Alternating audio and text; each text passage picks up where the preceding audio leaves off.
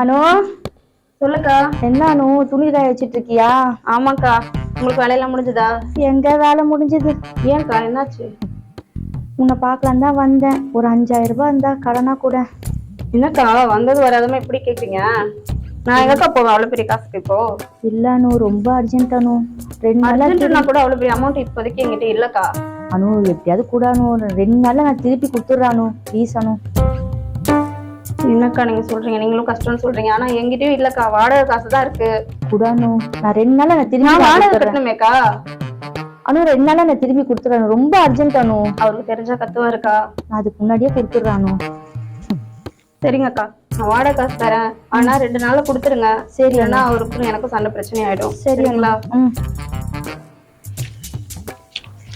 ஏதோ ரொம்ப அர்ஜென்ட், நீங்களும் வாடகை காசு எடுத்து கொடுக்குறேன்க்கா. கண்டிப்பா 2 நாள்ல கொடுத்துருங்க, இல்லைன்னா அவர்கிட்ட என்னால போராட முடியாது. சரி அனு. வாடகை காசுக்கா? ரொம்ப தேங்க்ஸ் அனு. சரிக்கா, பார்த்து சீக்கிரம். சரி அனு. ஐயோ பாத்துட்டாலே. மாலாக்கா. அக்கா. ஹலோ அக்கா. ஹலோ.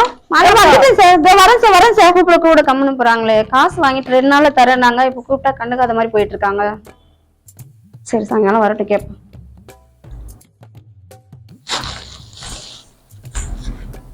சிப்ஸ் எல்லாம். ஐயோ அப்பா.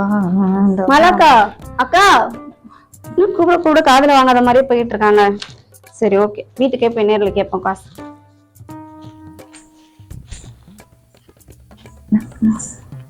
மாலாக்கா. ஐயோ வந்துட்டாலே. சொல்லு அனு. காசு இன்னைக்கு தரேன்னு சொன்னீங்கல்லக்கா, தரவே இல்ல. நான் வாடகை காசு கொடுக்கணும்க்கா.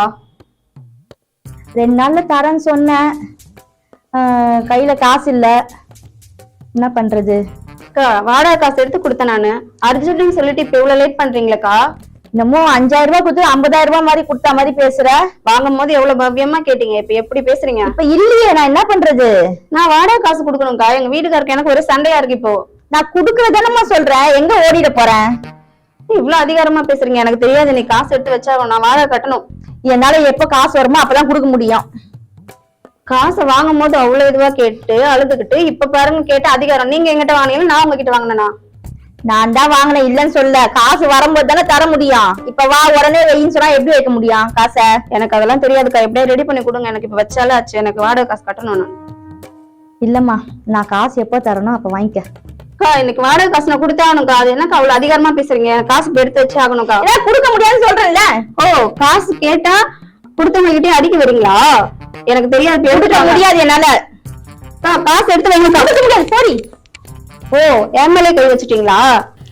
காசு கேட்கும் போது எவ்வளவு பவ்யமா பேசிட்டு இப்ப காசு கேட்க வந்து அடிக்க வரீங்க. இருங்க, நான் என் வீட்டுக்கார கூட்டிட்டு வந்து பாத்துக்கிறேன். 5000 ரூபாய்க்காக என்னையே கை வாங்க வரா. நான் காசை குடுத்துருவேனா? அவ்வளவு சீக்கிரம் குடுத்துருவேனா? மாலாவா கொக்கா எப்படி வாங்கிடுறான்னு பாக்குறேன்.